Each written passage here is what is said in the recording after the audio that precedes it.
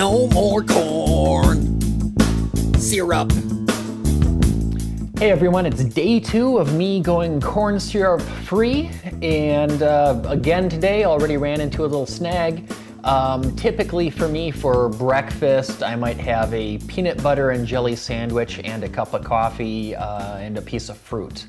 I'm not real big on breakfast cereal, that sort of thing, but right away I've got here some 100% whole wheat bread, and yet ingredient number 4 is high fructose corn syrup. So right off the bat, no bread. The jelly that I had before, I've got some Smucker's apricot preserves. It's got apricots, high fructose corn syrup, and then some other stuff. So that's out too. And peanut butter oftentimes is corn syrup as well. So right there, I can't even have a peanut butter and jelly sandwich as all 3 ingredients have corn syrup in them. As for coffee, most of your flavored creamers, those all have corn syrup in them. And the non-dairy creamer is usually corn syrup solids as well. Okay, well, let's get around those things. I got some different bread. I picked up some health nut bread. And not only does it not have corn syrup in it, but it's got an awful lot of whole grains, fiber. It's got like 9 different grains, nuts, all sorts of good stuff for you. And it weighs about twice as much as the other bread that I had too. So there's lots of good stuff packed in there. For jelly, I've got the organic jelly with no corn syrup in it. And for peanut butter, I've got a local old-fashioned peanut butter. The only ingredients in this are peanuts and salt. And this peanut butter comes from about 20 miles from where I live. Now for coffee, a good way to go is with some natural sugar. This is just plain sugar, minimally processed. It's kind of chunkier, crunchier, and browner. Some other alternatives, believe it or not, maple syrup. I got this maple syrup this summer at a farmer's market. Honest to goodness, maple syrup. It's boiled down maple sap. That's it.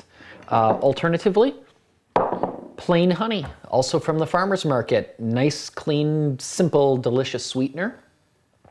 And lastly, we also have here agave nectar. This one's an organic. Agave nectar is made from the same stuff we get tequila from. Only thing with agave nectar, make sure you get pure 100% agave nectar, not agave nectar that's mixed with anything else. Just make sure to get the straight stuff. Some other things that I might enjoy for hot beverages would be instant cappuccino. Now, of course, this instant cappuccino also has, its ingredients are sugar followed by non-dairy creamer, and that non-dairy creamer is made of coconut oil, corn syrup solids, and a lot of other things I cannot pronounce. And those corn syrup solids are a powdered sweetener that's in a lot of things, like typically non-dairy creamer for coffee, or things like hot cocoa powder. So this corn syrup is out there everywhere, but by doing a couple of simple things, you can avoid it. You've got some good alternatives that you can use instead. Somebody else also pointed out to me today, pizza. Pizza sauce is usually just a little bit sweet. So I did call my local take and bake pizza place and ask them to read the ingredient list for me for the pizza sauce. And thank goodness it does not have corn syrup in it. It has some sugar, which I'm perfectly okay with for this. So tune in next time when I have some other adventure going on in my corn syrup. Oh, by the way, I did take a bottle of ketchup with me to a restaurant. It was great because I had it hidden away. I pulled it out. Got a good laugh from both my wife and the waitress. But no corn syrup involved. And actually, when the waitress brought me my sandwich and French fries, she said, "Well, you won't be needing ketchup, will you?"